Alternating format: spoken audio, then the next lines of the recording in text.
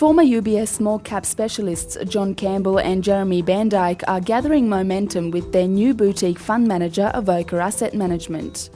The interest comes mostly from institutional investors, while retail traction will take time, according to Managing Director John Campbell.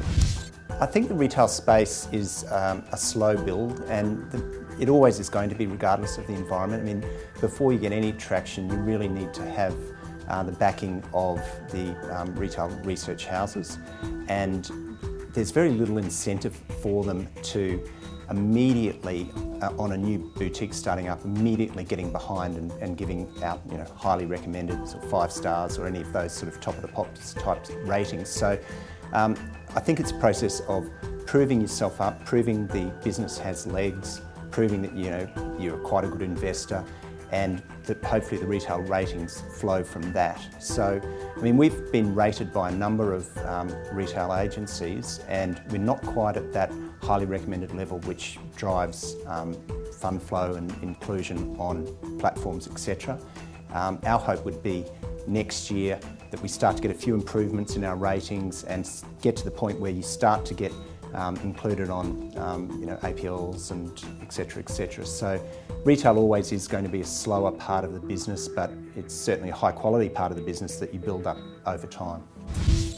The fund, which grew from 10 million in January this year to 65 million currently, has so far been rated 3 stars by S&P and recommended by Zenith.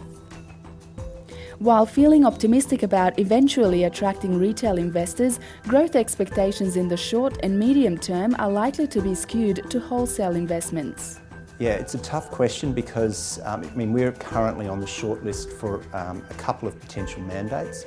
Now, if one of those comes through, fund could be double what it is today. If it doesn't come through, obviously we don't get that money. And so it's very hit and miss with when you're on a short list with maybe 2 others. But that said, we would hope that we would get our fair share of wins along the way. And I guess by the end of the year, if we were in the 150 million, maybe up towards 200 million mark, we would consider that a good outcome. So somewhere in that region is where we're hoping to get to at the end of this year.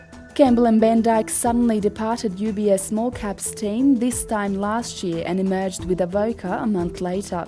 Since then, UBS Small Caps fund has been put on hold by Lonsec, with the researcher claiming manager turnover was to blame.